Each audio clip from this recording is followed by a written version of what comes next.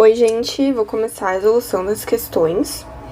Então, a questão 1, ela fala sobre as propriedades da água, né? E pede pra citar duas e explicar. Então, eu escolhi duas que eu acredito que sejam bem importantes e que sejam relativamente fáceis de vocês entenderem. Então, eu comecei aqui com a viscosidade.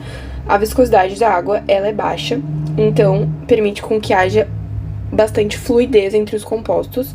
E uma explicação química para isso que eu vou demonstrar aqui para vocês é a relação da interação intermolecular, né, das moléculas de água. Então, essa interação aqui, ó, entre o delta positivo e o delta negativo das moléculas, ela é, né, uma propriedade intermolecular da molécula de água, e pelo fato dessa interação ela estar sempre se quebrando e se formando novamente, isso confere uma alta fluidez para o composto. Então, isso se torna muito importante no ponto de vista biológico, porque permite com que o sangue, né, que é bastante composto por água ali, o plasma, né, que é bastante composto por água, seja fluido e consiga passar pelos capilares, né, que são, tem uma espessura super estreita. Então, se fosse um líquido mais viscoso, a gente teria problemas com essa passagem, né, do sangue. Eu vou anotar aqui pra vocês terem certinho. E aí eu vou até acrescentar, né, que sobre essa questão da viscosidade, a gente tem também a tensão superficial, que parece um pouco contraditório, porque a tensão superficial, na verdade, é justamente o fato da água não romper, né, que tem aquelas imagens, assim, do mosquito num copo de água, e aí ele não consegue adentrar, né, por conta da alta tensão superficial. E o que isso tem a ver com a baixa viscosidade? Na verdade, a tensão superficial é a união de diversas ligações de hidrogênio, tá? Isso aqui também vou acrescentar, na verdade, aqui, tá? Porque, propriedades da água, eu tô colocando 3, mas é porque eu tinha bastante, assim, essa dificuldade, né? Que, na verdade, a tensão superficial, ela indica muitas ligações. Ela, na verdade, é uma propriedade um pouco difícil de ser rompida, e ela não é tão benéfica, né, digamos assim, quanto a viscosidade e a constante de elétrica, que eu já vou explicar. Bom, gente, então eu deixei aqui pra vocês um parênteses, tá? Que eu lembrei que caiu na minha prova, que é sobre a questão dos surfactantes, tá? Porque, como eu falei pra vocês, a tensão superficial, ela não é tão fácil de dizer que ela é uma propriedade tão benéfica quanto a viscosidade e a constante elétrica. Mas ela é super importante e ela tem uma relação bem interessante, assim, porque, na verdade, ela faz com que haja uma compressão nos alvéolos que impeçam as trocas gasosas, né? A hematose. Então, assim, o que acontece quando a gente não consegue realizar trocas gasosas? O nosso próprio corpo tem a produção do líquido surfactante, tá? Que é produzido pelos pneumócitos tipo 2, mas o que caiu na minha prova uma vez foi: e se houver uma deficiência dessa produção de líquido surfactante, o que a gente tem que fazer, né? E aí, justamente, é administrar via intratraqueal, tá? Então, a gente resolveria esse problema. Então, vou anotar aqui. E isso acontece bastante em bebês recém-nascidos que ainda não tem essa produção, tá? Bom, vamos agora, então, pra constante de elétrica, que, bom, basicamente, vocês vão ver bastante sobre os eletrólitos, tá? Que são compostos dissolvidos em água, tá? Como a gente viu bastante H+, e HCO3-, né? Que é o hidrônio e o bicarbonato. Eles são íons derivados do ácido carbônico, né? E o que acontece? Quando há um rompimento dessa molécula e a gente cria dois compostos diferentes, a água, ela continua dissolvendo esses dois compostos. Então, ela permite com que não haja nenhuma dificuldade de solvatação desses íons separadamente, tá? Porque a água, ela solubiliza e ela consegue estabilizar muito bem esses dois íons separadamente, tá? Então, é como se a água conseguisse envolver esses íons numa capa de hidratação Então, assim, a gente até vê depois em difusão que os íons são compostos que não passam tão facilmente pela membrana, eles passam, né? Mas eles têm um pouco mais de dificuldade que, por exemplo, os gases, porque eles têm uma hidratação. Então, eles não são moléculas sozinhas, né? Assim, moléculas, entre aspas, né? Compostos. Eles têm bastante água em volta, justamente pela constante elétrica. Então, é uma ótima propriedade que é bem relevante para o organismo. Então, eu vou deixar aqui destacada. E vamos para a próxima questão. Bom, então, a questão 2, ela fala o seguinte. Explique por que não há ponte de hidrogênio entre moléculas de CH4. E as pontes de hidrogênio, elas são assim, ó. Como tá aqui na questão 1. Então, tem essa parte de uma das moléculas delta menos, tá? Pela diferença de eletronegatividade. Então, se vocês forem pegar a tabela periódica, o oxigênio, ele é bem mais eletronegativo que o hidrogênio e forma essa diferença de nuvem eletrônica, né? Puxa os elétrons para si, então fica o delta menos, enquanto que o delta mais fica pro hidrogênio e essa diferença ela ocorre dentro da própria molécula. Quando a gente tá falando de interação intermolecular, existe interação intermolecular entre o oxigênio de uma molécula de água e o hidrogênio de outra molécula de água. Só que isso no metano não acontece, não existe essa diferença, tá? Então, por mais que sim, o carbono seja um pouco mais eletronegativo que o hidrogênio, não existe delta menos nem delta mais. É uma molécula totalmente apolar, tá? Então, eu vou colocar aqui molécula polar. E por isso, entre ela, tá? Então, assim, se eu desenhar outra molécula aqui, não vai ter como elas interagirem. Então, não vai ter como ter ponte de hidrogênio, tá? Basicamente, estava perguntando sobre ponte de hidrogênio, mas eu falei um pouco da interação, porque eu acho que é mais fácil de entender, né? Não tem como fazer isso aqui, ó. Tipo, juntar o carbono com o hidrogênio, tá? Então, basicamente por isso. Para cada uma das seguintes soluções. E aí, né, dá várias situações pra gente calcular a concentração de H+. E daí, pra resolver, eu coloquei aqui já algumas questões, ó. Que é fácil da gente resolver quando a gente tem isso aqui. Que quanto maior a concentração de H+, menor vai ser o pH. E quanto menor o pH, mais forte o ácido, tá? Então, a gente tem essas relações aqui. Às vezes, dá uma ajudada, né? Mas pra resolver em si a questão, eu vou fazer na fórmula, né? Que é a formulazinha assim, ó. pH é igual a menos log da concentração de H+. E aí, como a gente quer saber o contrário, eu vou fazer a operação inversa, que é 10 na menos pH igual a concentração de H+. Isso aqui apareceu, eu acho, se não me engano, no relatório, no protocolo, né, de biofísica, num dos protocolos, e dá uma confundida às vezes, mas lembrem sempre disso aqui, tá? Faz ao contrário. Então, 10 na menos pH igual a H+, e fica fácil, tá? Porque, na verdade, o menos log, ele é a potência na base 10 de alguma outra coisa, né? E daí só coloca o menos porque é menos. Mas então, ó, fica assim, ó. 10 na menos 7,4 igual a H+. Eu vou fazer aqui na calculadora e coloco pra vocês. Ó, tinha esquecido de colocar as unidades, né? É mol por litro. Nunca se esqueçam, porque na prova às vezes a gente se passa, né? E, enfim, é sempre bom deixar bem certinho as unidades. 4 pergunta como funciona um sistema tampão. E o sistema tampão, ele funciona sempre equilibrando as concentrações de ácido e base no organismo. E isso tem uma grande importância porque, assim, muitas atividades como a contração muscular... Vou colocar aqui no cantinho pra vocês.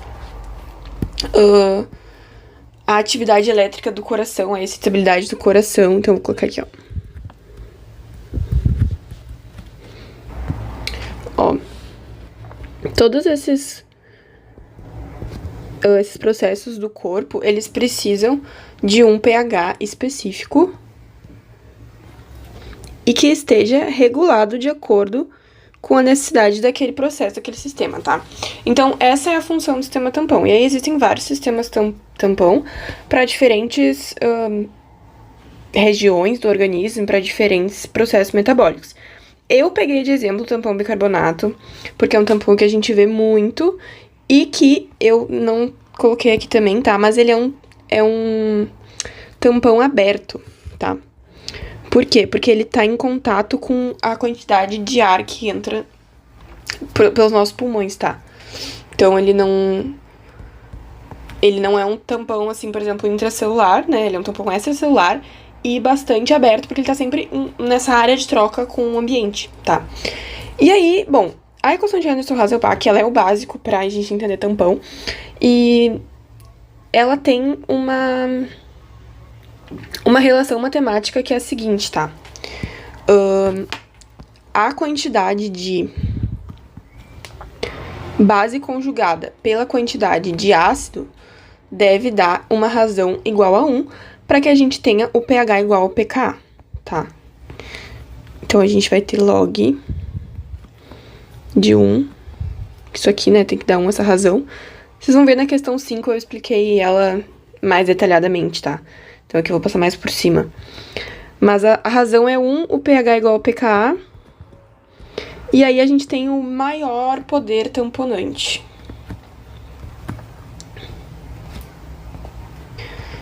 Então, assim, na verdade, quem age aqui no sistema tampão é a base conjugada, que eu coloquei aqui, ó, que ela vai atuar neutralizando a presença de ácido, e os ácidos que vão atuar neutralizando a presença de base, assim fazendo com que não haja distúrbios ácido-base, tá? Mas vamos voltar pro tampão bicarbonato, que foi o que eu trouxe aqui pra vocês. O que a gente tem aqui embaixo? Ácido, tá? Carbônico, que ele não está em forma de ácido carbônico, tá? Daí eu expliquei, deixei bem explicadinho pra vocês, porque é o seguinte, ó.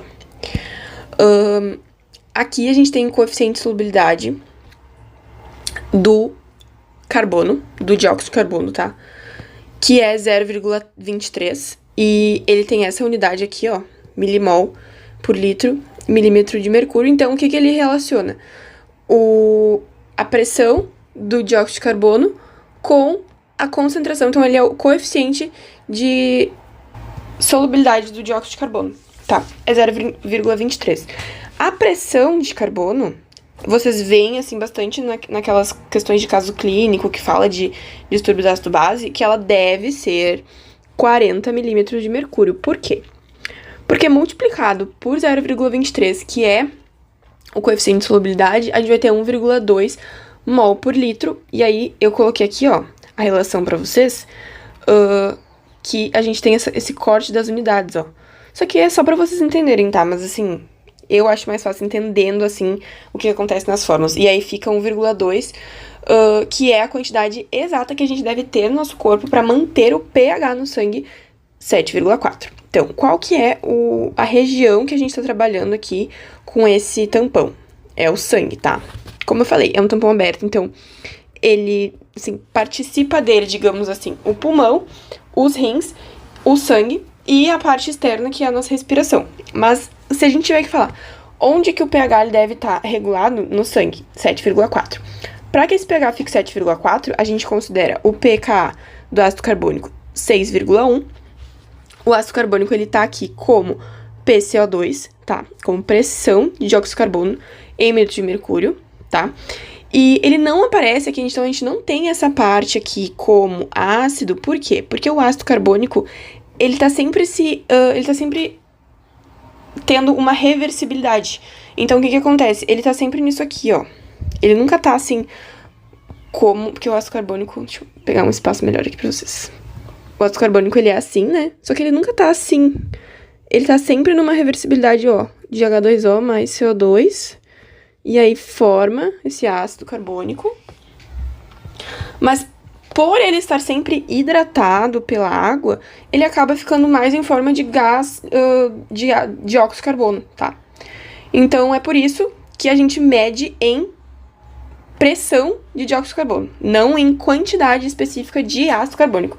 Deu pra entender? Porque ele nunca está realmente ácido carbônico, ele tá sempre nessa coisa de estar reversível, tá? E aí é isso, gente. Aí vocês vão encontrar qual que é a concentração de ácido carbônico através disso aqui. Vocês vão encontrar a concentração de bicarbonato deve ser 24 milimol por litro, e considerando o pKa do ácido carbônico, isso aqui tem que dar 7. A questão 6 pergunta o que é o poder tamponante, e o poder tamponante é isso aqui, da equação de Henderson-Hasselbalch, que fala sobre a razão que a gente deve ter entre a base conjugada de um tampão e o ácido. Então, assim, quanto que o ácido é capaz de produzir base e a base é capaz de neutralizar o ácido. Então, a gente, assim, o poder tamponante, ele se refere a como esse ácido e essa base, eles estão no organismo e como eles estão no equilíbrio, tá? Então, é isso. Como eu já falei em outras questões pra vocês, essa razão, ela deve dar 1 para que o log de 1 dê 0, para que o pKa do ácido seja igual ao pH. Porque se o pKa do ácido não for igual ao pH, a gente vai ter um distúrbio ácido-base. Porque ele vai estar deslocado num sentido de estar mais básico, tá? Então, o que acontece, ó? Isso aqui é bem uma relação mais matemática, tá? Ó, isso aqui, se a gente tiver mais base e menos ácido, a gente vai ter uma razão maior que 1 e um poder tamponante deslocado para um pH alto, tá? E aí a gente vai ter um distúrbio ácido-base, porque a gente vai ter mais base do que ácido nesse tampão. E aí a gente não vai ter um tampão agindo da forma como ele deve agir, tá? Como a gente viu na questão 4. Então, isso aqui é poder tamponante, tá? Aí pede assim, ó, como os seguintes tampões diferem-se entre si em termos de poder tamponante e qual é a diferença no pH. Então, ele pede aqui, ó, que considerando este pKa, o pKa no caso do... Considerando esse pKa, a gente vai ver se essas concentrações elas estão adequadas para um poder tamponante de pH igual a 6,82, que é o pH que deve dar, né? Considerando esse pKa 6,82. E outra coisa, isso aqui tá em sal, tá? Então a gente tá tendo, no caso aqui, o fosfato monossódico, tá? A gente não tá agindo diretamente com o ácido fosfórico. Mas é muito importante que a gente não confunda, porque isso aqui é o contra-íon, tá? Então, esses dois aqui são contra-íons desses compostos, tá? Então, o que a gente vai considerar considerando um tampão? A base conjugada e o ácido, tá? Que é o fosfato e o ácido fosfórico. Então, vamos lá. Vou aplicar na forma de Henderson-Hasselbalch. Aqui. Vamos fazer. Quais são as concentrações? 0,01 e 0,001. Então, o que a gente tem? A razão vai dar 1, né? Então, a gente tem, ó... então, vai ser log de 0,01 sobre 0,01. Essa divisão vai dar 1, log de 1 vai dar 0. E a gente vai ter o pH igual ao pKa. Então, pH igual a 6,82. E se a gente for, na verdade, analisar, todos têm as mesmas concentrações, tá? Então, ó, igualzinho... eu não vou fazer as próximas porque realmente vai dar tudo... Eles todos têm o mesmo poder tamponante, tá? Então, questão 7. A letra A tá pedindo pra calcular a concentração de H+, em uma... Opa, desculpa, tá pedindo pra calcular o pH de uma solução que a concentração de H+, é 8 vezes 10 na menos 6 molar. Então, vamos lá. pH igual menos log de H+. Então, qual vai ser o pH? De 8 vezes 10 na menos 6. Já vou fazer aqui pra vocês, na calculadora. 5,09.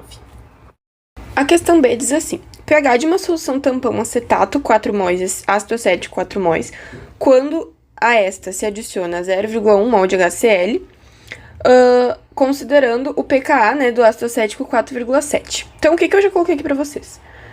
Primeiro, que eu até esqueci agora de botar. Em tampões, a gente não tem uma mudança brusca de pH.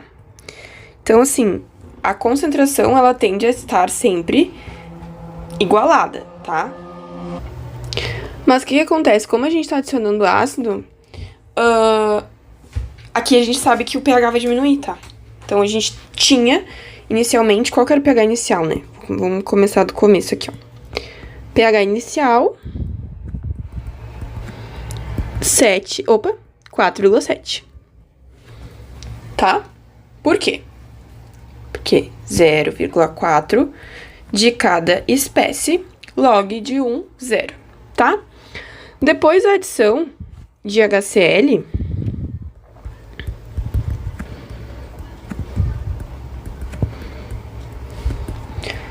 um mol por litro, a gente tem o quê? O consumo da base. Por quê? Porque o HCl é um ácido forte. Então, HCl, ele vai ficar H+, mais Cl-. Quando ele encontrar o acetato, ele vai automaticamente, né, ó, fica assim, CH3CO- mais H+, vai automaticamente formar o ácido cético, tá? Então, ele vai consumir a base. A base, ela vai meio que... uma parte dela vai deixar de existir porque agora virou ácido, tá? Porque o H+, ele tem essa capacidade, ele vai transformar a base em um ácido. E aí, o que a gente vai ter? Basicamente, a subtração, tá? 0,4 menos 0,1. E aí, vai ter 0,3 mol por litro de base. Enquanto que no ácido, o que a gente teve aqui, ó, de mudança no ácido? A gente teve um aumento dessa concentração. Por quê? Porque a gente teve um H+, formando justamente um ácido, que está aqui, como eu expliquei pra vocês. Então, no ácido, a gente vai ter que fazer uma adição. 0,4 mais 0,1, 0,5 molar de ácido acético, tá? E aí, vamos fazer a conta aqui na equação. Ó, vai ficar pH igual a 4,7 mais log de 0,3 sobre 0,5. Vou fazer aqui na calculadora. Ficou assim, ó. pH igual a 4,7 menos... Isso aqui deu um menos, tá? 0,229. Opa, 222. E aí, ó, o que vai acontecer? O pH vai ficar 4,48, vou arredondar pra 48. Qual que era o pH inicial? 4,7. Qual que era o pH final? 4,48. Então, tá certa a nossa conta, né? Porque faz sentido. Porque a gente tem bem... C. pH de uma solução 0,1 molar de ácido benzoico, cujo Ka 6,46 vezes 10 a menos 5. Então, ó, o que a gente vai fazer? O ácido benzoico é um ácido fraco, tá? A gente vai liberar o H+ dele, vai montar esse equilíbrio. Eu gosto de montar pra poder botar na equação do equilíbrio de uma forma mais clara, tá? Mas, enfim, dá pra fazer equaçãozinha genérica, se vocês não quiserem. Vocês podem fazer assim, ó. A- e tal, tipo, HA... dessa forma, tá? Mas eu gosto de fazer assim pra ficar mais claro. Bom, a gente vai substituir aqui o Ka, que a gente já tem informação, e a concentração, que a gente também já tem informação.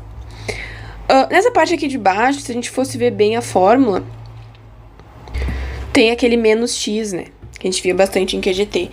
Mas é desprezível, tá? É uma concentração muito baixa de consumo, que a gente não usa aqui, não vai alterar tanto o nosso valor. Então, a gente vai direto, ó.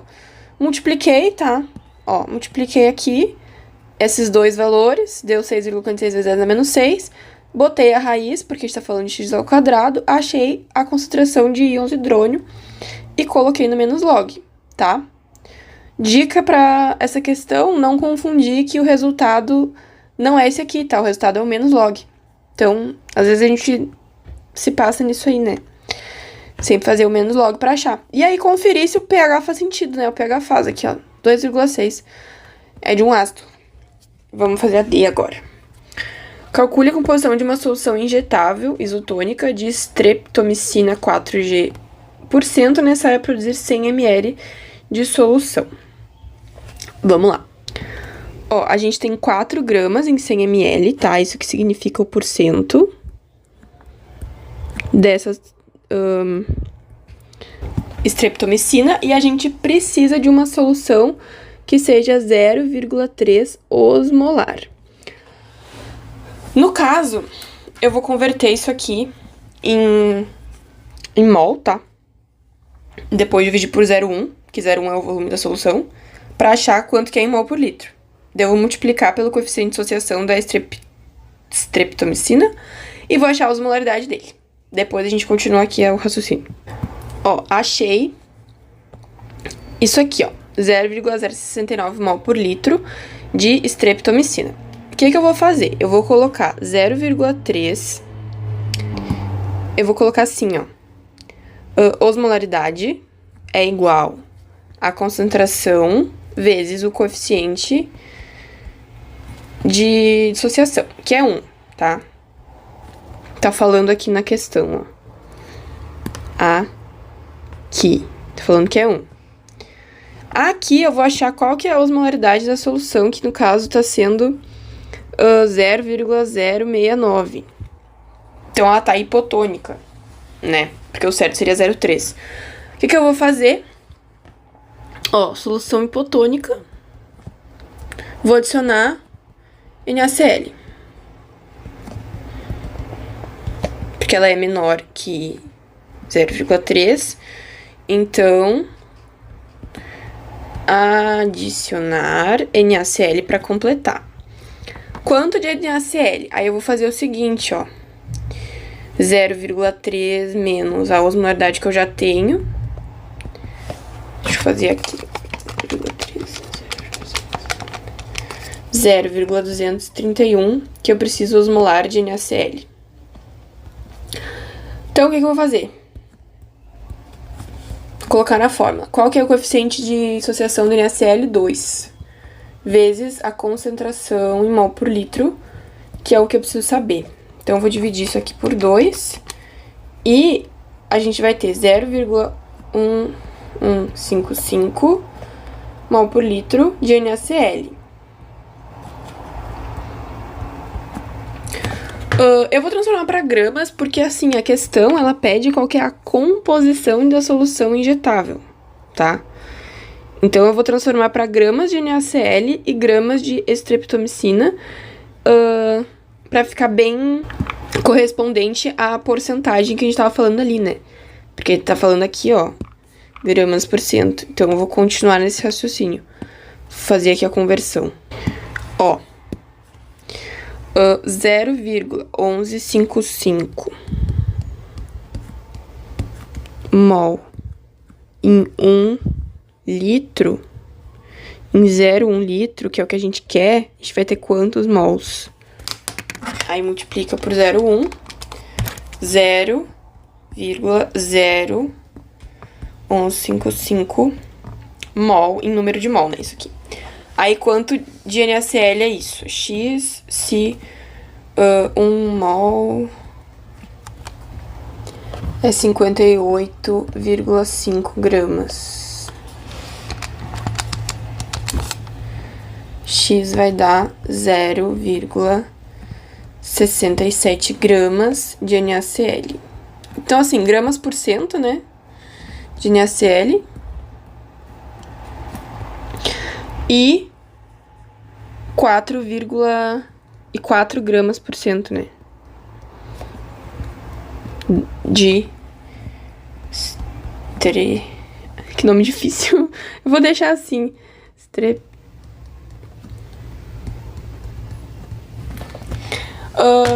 Cuidar aqui o seguinte, gente. Não alterar a composição, tá? Então, isso aqui basicamente assim, o médico pediu pra gente fazer a solução, tem que ser 4 gramas de streptomicina, tu não vai colocar 5 gramas, tá? Mesmo que a osmolaridade não dê, que nesse caso aqui não deu, né? A osmolaridade, ela deu menor, a solução, ela seria hipotônica se a gente colocasse simplesmente as 4 gramas. Então, a gente completa com NaCl, a gente aumenta, né, a osmolaridade, colocando NaCl, a ponto de deixar 0,3, tá? Também não aumenta demais. Então, vou colocar aqui, vou grifar a resposta. E era isso, vamos para a questão 8. Letra E. Calcule a composição de uma solução injetável, portanto isotônica, de azitromicina 10 gramas por cento, necessária... É 10 gramas em 100 ml de solução. Como a gente quer fazer para 10 ml, a gente vai fazer a regra de 3 e vai dar 1 grama, né? 1 grama de azitromicina.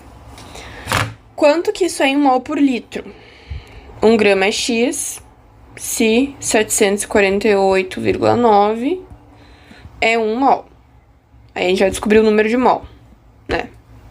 Vai dar 1,33 vezes 10 na menos 3 mol. E aí, por litro, divide pelo volume 0,01 litro, que vai dar 0,133 mol por litro. E agora a gente consegue fazer quanto que isso deu em osmolaridade, considerando o coeficiente de dissociação da azitromicina, que é 1, que tá dizendo lá na questão, tá? Ó, esse I aqui, que é o coeficiente de dissociação. Então, vamos lá. Osmolar é igual a 0,133 vezes 1. Então, osmolar é igual a 0,133. E aí, quanto que a gente precisa de NaCl para completar? O restante, né? Que vai dar 0,167 osmolar que falta. E aí, o que a gente vai fazer? Vamos colocar assim, ó, 0,167 é igual ao coeficiente do NaCl vezes a concentração molar de NaCl. O que a gente tem de informação? O I é 2, né? Porque NaCl forma Na mais Cl menos, tá?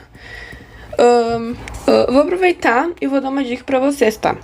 Quando que a gente vai saber o I na prova? Tipo assim, quando que a Sora vai nos fornecer? Quando forem moléculas que não tem como a gente saber de cor, tipo a azitromicina. Não vai ter como a gente saber a fórmula da azitromicina pra dissociar, tá? Então vai ter ali que é 1, ou enfim, esses medicamentos e compostos mais complexos. Quando for algo mais básico, no sentido, tipo assim, que a gente vê mais, então ácidos, bases, assim, mais curtinhos, a gente tem que saber, tá? Então, assim, pelo menos que eu me lembre da vez que eu fiz, era assim, tipo, tinha que saber que a NaCl era o coeficiente 2. Por exemplo, H3PO4 é o coeficiente 4, que é H+, e PO4. 3 menos, tá? Então, sim, dá uma revisadinha nessas coisas pra não confundir, porque às vezes a gente fica sem saber, né, pra onde ir. Mas enfim, parênteses. Vou continuar aqui. Vou dividir, né, 0,167 por 2. E vai dar 0,0835 mol por litro de NaCl. Quanto que isso é em grama? 58,5 gramas é 1 mol. Daí, a gente vai ver o volume. Em 1 litro, 0,01x, né? Vai dar 8,35 vezes 10... Opa! Na menos 4. Mol. Número de mol. Quanto que isso é em grama? Se 1 é 58,5.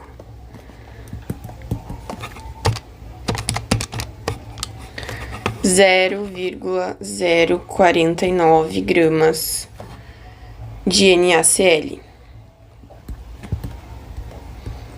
em 10 ml. Claro, né, que também tem as gramas de azitromicina, tá? Que é 10, né? O 8 já entra no equilíbrio ácido básico, né? E fala assim: um paciente foi levado de emergência de um hospital em coma, sofrendo depressão respiratória. Seu histórico indicava uma overdose de narcóticos. Uma amostra de sangue arterial acusou o pH 7,22 e CO2 total 26,13 milimol.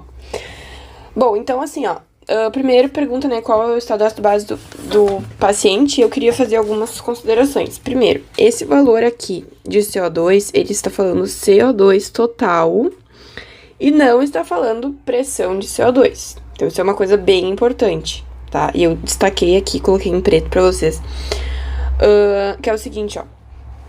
A pressão de CO2 em 40 milímetros de mercúrio, ela tá falando ali da pressão do gás de óxido de carbono. A quantidade total em milimol de CO2, eu expliquei pra vocês lá na questão 4, se eu não me engano, que ela considera, na verdade, a quantidade de... Assim, se a gente fosse colocar na equação de Henderson-Hasselbalch, a gente teria H2CO3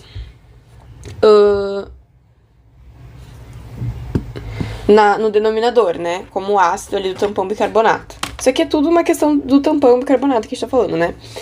Mas como o ácido ele tá sempre se dissociando, ele não fica num estado H2CO3, a gente considera a pressão do dióxido de carbono, tá? Mas não é porque a gente considera a pressão do dióxido de carbono como 40 milímetros de mercúrio que o dióxido de carbono ele não está em outras partes do corpo de outras formas. Então, esse valor, 26,13 milimol, ele está considerando todo o resquício de CO2 que fica no tampão bicarbonato, como bicarbonato, por exemplo, né? Porque tudo vem da dissociação do ácido, na verdade. Então, assim, tudo é isso aqui, ó. Toda a base do tampão é H2CO3, H+, HCO3 menos. Então, esse total, ele é em milimol, então prestem muita atenção na unidade. E ele tem uma variação 23 a 29 milimol, para que a gente tenha um pH 7,4, para que esteja tudo correto, tudo ok no nosso sistema, tá? Então, vamos lá, vamos partir do pressuposto que o paciente está com 26,3 milimol, a concentração deve estar entre 23 a 29, então a gente tá tudo ok com o CO2, né? Não tá abaixo nem acima, tá bem dentro ali do que é esperado. Porém, o pH está baixo, tá? Então, vamos começar a pensar qual que é o distúrbio. pH baixo, pH menor que 7,4, né? Porque ele é 7,22, então a gente já pensa em acidose. É acidose, tá? Qual acidose que é? A gente pensa acidose metabólica ou respiratória. Vou colocar assim, abreviado. Vamos ver o que aconteceu com ele. Ele tem uma depressão respiratória. Então, ele tá respirando pouco, ele tá hipoventilando. Isso aqui cai muito em prova, tá? Essa coisa do hipoventilando, hiperventilando. É hipoventilando, ele tá ventilando pouco. Ele tá tirando pouco carbono do pulmão dele. Dióxido de carbono em pressão, né? Então, ele tá eliminando pouco gás dióxido de carbono de dentro dele. Ou seja, ele está acumulando este gás em pressão, né? Dentro dele, então ele tá tendo uma acidose respiratória. Porque o carbono tá acumulando no pulmão dele, tá? Então, o distúrbio ácido base é acidose respiratória. Não tem muito mais o que pensar aí sobre isso. É bem... Pergunta qual pode ser a causa do desequilíbrio ácido básico. E assim, quando tem um tipo de pergunta assim, vai estar sempre enunciado, né, a causa. E aqui, no caso, a gente tem depressão respiratória e overdose de narcóticos. A overdose de narcóticos, ela causa uma depressão, tá? Eu vou anotar aqui. Ela causa ali uma deficiência na capacidade da gente inspirar e tal. Enfim, tem questões neuronais que explicam mais sobre isso, tá? Mas vocês não precisariam saber disso para responder, porque a causa é a depressão respiratória, tá? O paciente não tá respirando corretamente, não tá expirando corretamente, tá? Ele tá ventilando pouquíssimo, tá numa hipoventilação e tá acumulando CO2, tá bem aqui como eu falei, ó. É bem isso aqui, ó. Tá? Então eu vou até puxar uma flechinha aqui. Então vocês podem, se vocês quiserem dar uma resposta mais completa, falar da verdade de narcóticos, fica melhor, né? Porque, enfim, vocês garantem um pouco mais ali de resposta, mas fala da depressão respiratória já dá pra entender o motivo, tá? C. Seria esperado uma melhora do quadro se o paciente fosse colocado num respirador? Sim. Justamente é isso que a gente quer, né? A gente quer uma diminuição da concentração de CO2. Então, sim. Porque faria com que o paciente respirasse melhor e eliminasse CO2. Então, deixei aqui bem certinho. Bom, as questões 9, 10 e 11, elas estão todas em um mesmo contexto, que é essa imagem aqui, que, se eu não me engano, as provas disponibilizam para vocês na prova. Então, entendendo essa imagem, dá pra responder as 3 questões, e eu vou mais ou menos explicar pra vocês essa imagem, tá? Através dos textos que eu coloquei aqui. Então, explique a função dos pulmões na regulação do pH plasmático. Os pulmões, né, eles têm essa capacidade de liberar o CO2, e o CO2, ele vem do metabolismo oxidativo das células, que se transforma em ácido carbônico. Então, é assim, ó. Ele se liga com a água e forma ácido carbônico. Só que esse ácido carbônico, ele rapidamente se dissocia em bicarbonato e H+. Esse H+, então, ele tá sempre relacionado com HCO3-, que tá sempre relacionado com o ácido carbônico aqui, que veio diretamente do dióxido de carbono. Então, o aumento do CO2 significa um aumento de ácido no organismo. Por conta disso, o pulmão ele é muito importante porque ele consegue mediar esse aumento através da compensação por alcalose respiratória. Quando a gente tá falando, né, de um distúrbio ácido-base por compensação, então tá tudo aqui explicadinho. E dessa forma, não há nenhuma queda brusca de pH com o aumento, por exemplo, da eliminação do H+, pelo excesso de antiácidos, né, medicamentos que causem a eliminação de H+, ou também por excesso de vômito, que também tira o suco gástrico, que tem bastante ácido. Então, o pulmão ele tem essa capacidade de realizar a compensação por alcalose respiratória quando há uma acidose metabólica, né? Esse foi um exemplo no caso que eu dei, mas a explicação no geral é em relação a essa liberação de ventilação que libera o gás carbônico. E aí, como eu falei pra vocês, né, na imagem, aqui fala isso, ó, tá? Então, é um ciclo que vem lá dos tecidos pro pulmão e dos pulmões pros tecidos, e aqui tá essa eliminação de CO2 que regula o pH do sangue, tá? Questão 10. O que difere o sangue venoso do sangue arterial?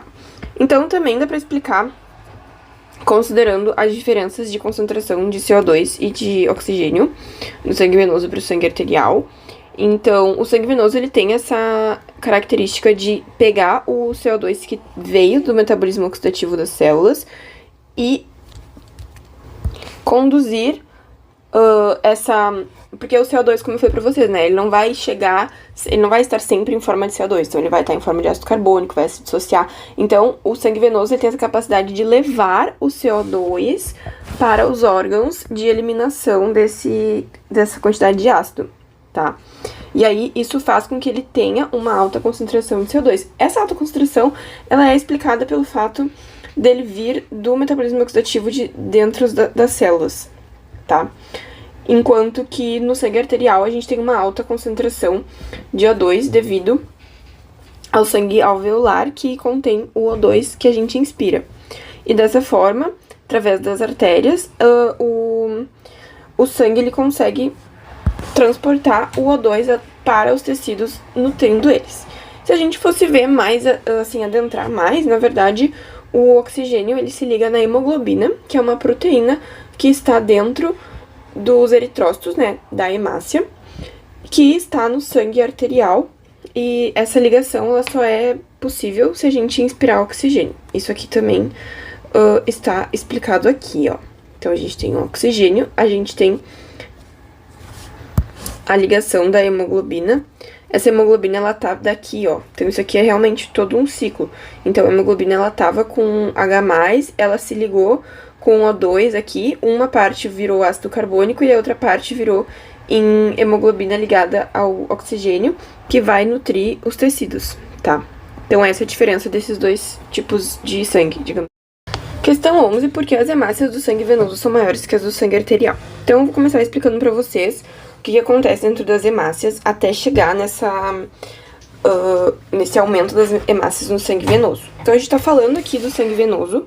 Por quê? Porque o sangue venoso ele está diretamente relacionado aos tecidos em direção ao pulmão, porque é ele que tem essa responsabilidade de tirar o CO2 do sangue através dos pulmões, né? Porque ele chega nos pulmões através ali do sangue alveolar e há essa liberação do CO2, que consequentemente também é a diminuição do ácido carbônico dentro do sangue e, portanto, a regulação do pH.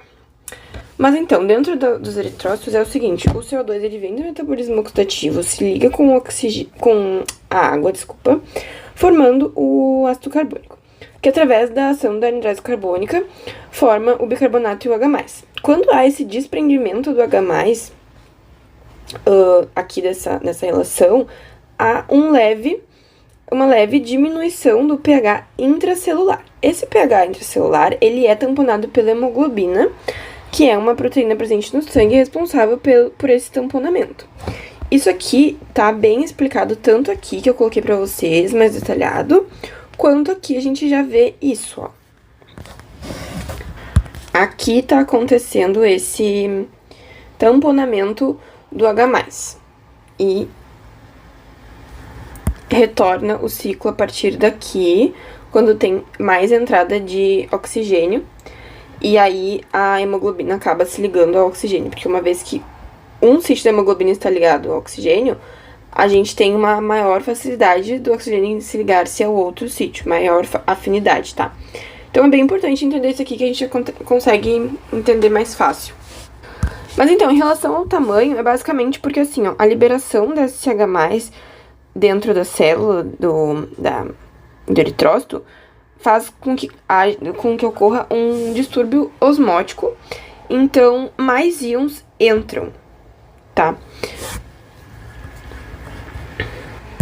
E por conta disso, né, por ser um distúrbio osmótico, automaticamente entram mais água, porque os íons, a partir do momento que entram íons, eles estão hidratados. Então entra mais água e ocorre o aumento do volume no sangue venoso, tá? Então as hemácias do sangue venoso, elas são levemente maiores por conta disso. Questão 12. O que é uma solução fisiológica? Então, eu coloquei aqui, né, ela é uma solução que contém a osmolaridade 0,3, então, independente da concentração que tiver, se a gente multiplicar pelo coeficiente de dissociação do composto, é obrigatório dar 0,3, caso contrário, a gente tem que adicionar a NaCl, tá? Então, a gente tem que considerar isso. Eu já fiz alguns cálculos, né, sobre isso antes na lista. É basicamente uma solução que ela não é hipotônica nem hipertônica. Então, a partir do momento que tu injetar numa hemácia, ela vai deixar a hemácia do tamanho original. E não vai explodir a hemácia, nem... né, no caso, explodir a hemácia seria aqui, ó. Inchaço. E aqui a hemácia fica murcha. Então, não ocorreria isso, né? Se a gente tem uma osmolaridade diferente de 0,3, daí vai ocorrer isso, não vai ser fisiológica. Calcule as concentrações em molar e gramas por cento de uma solução fisiológica de NaCl e de uma solução fisiológica de glicose. Para calcular, então, o que a gente tem que fazer? A gente tem que considerar a osmolaridade 0,3.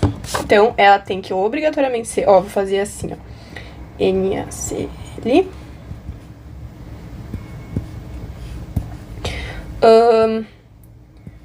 0,3 tem que ser igual a I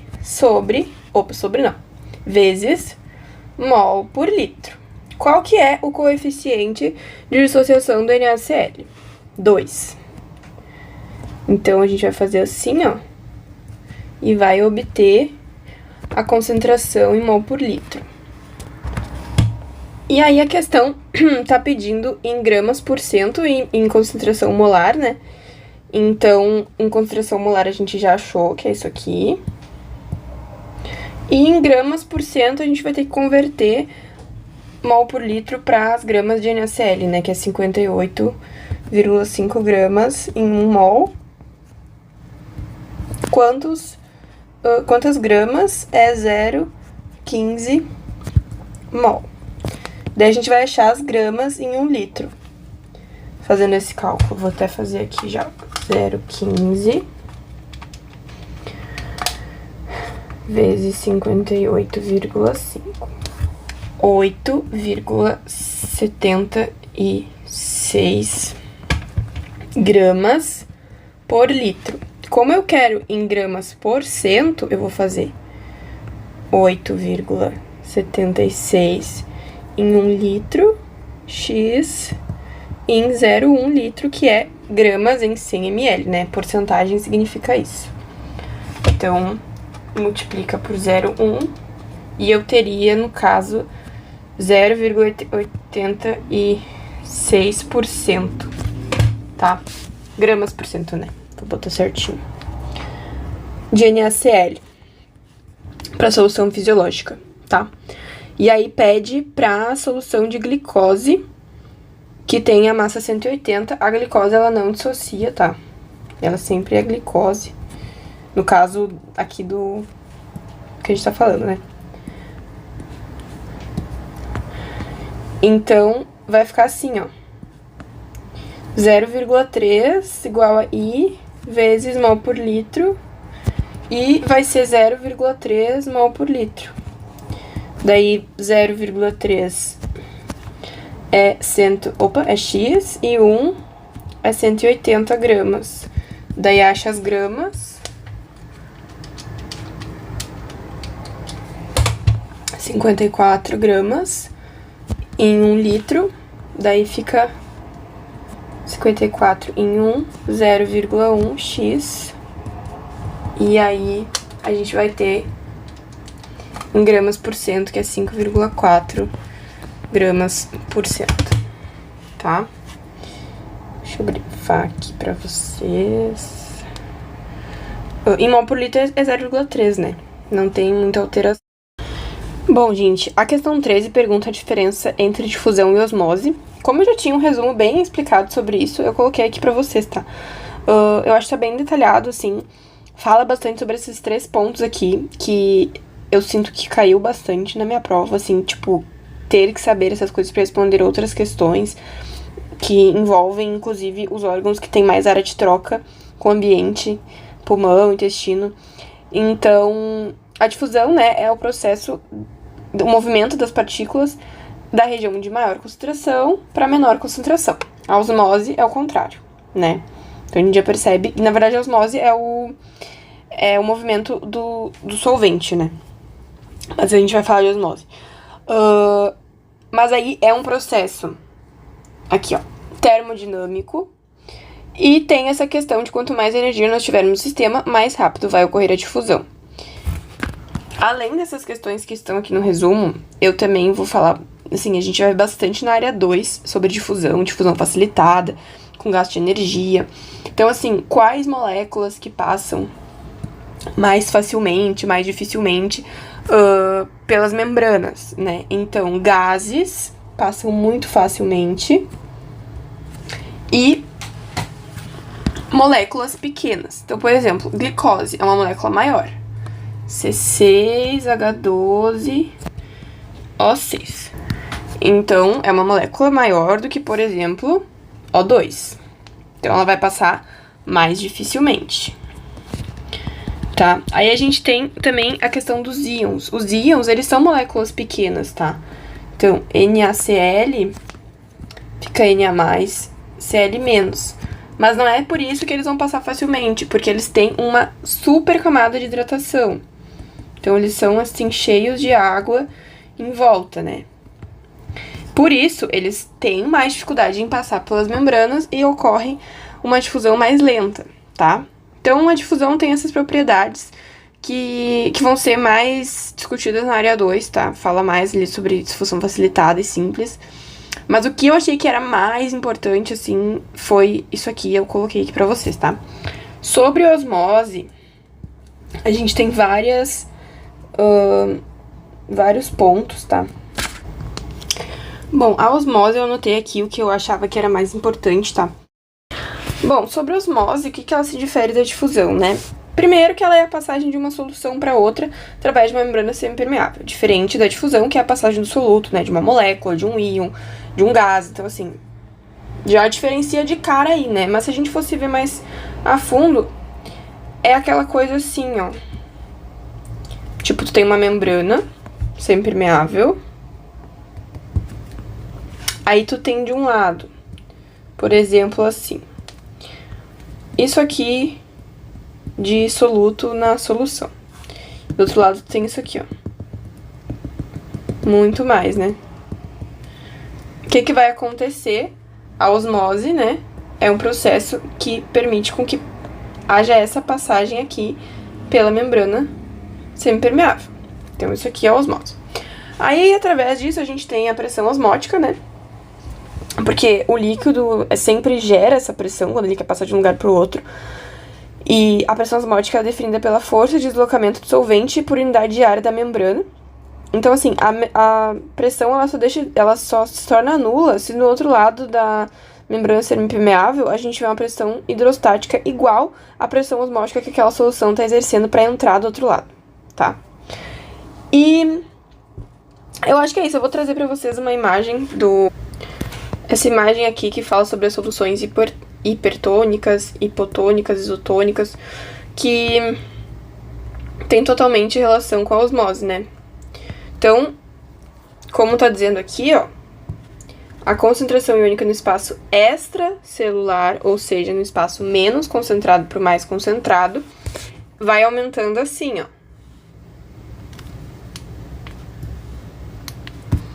Então, aqui a gente tem um espaço extracelular muito concentrado, perto daqui que a gente tem um espaço pouquíssimo concentrado de soluto, que causa essa hemólise, né? Que é essa primeira parte aqui, que é quando ela é muito hipotônica.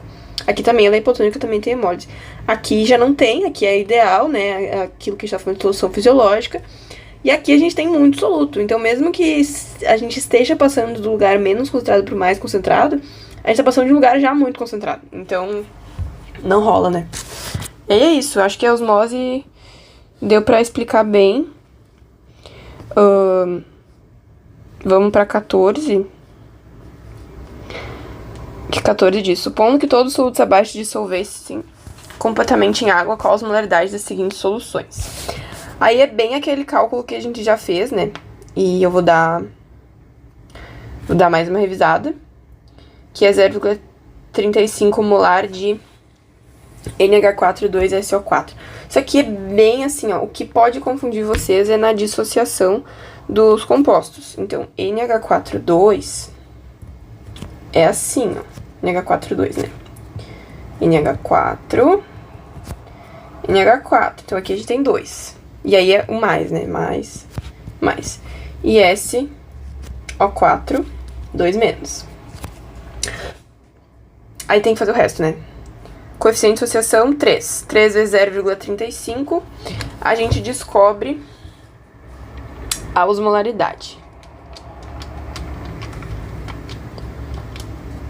1,05. Opa! Extremamente hipertônico, né? Aí, Na3BO3 fica Na, Na, Na. E BO3, 3 menos, né? São 4. Então, é 4 vezes 0,008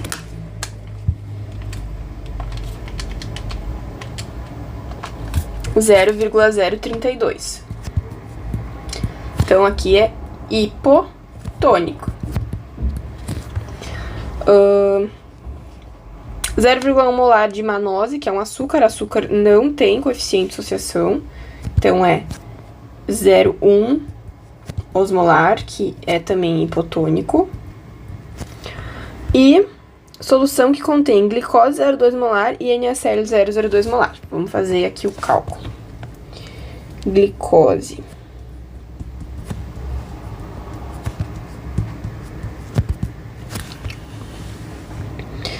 E NaCl.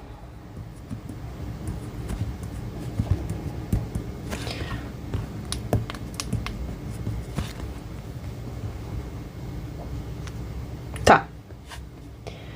Para saber a osmolaridade, multiplica pelo coeficiente de dissociação e soma. Aqui vai dar 0,02. E aqui vai dar 0,04. Né? Pegaram por causa da dissociação, que é 2. Então, aqui,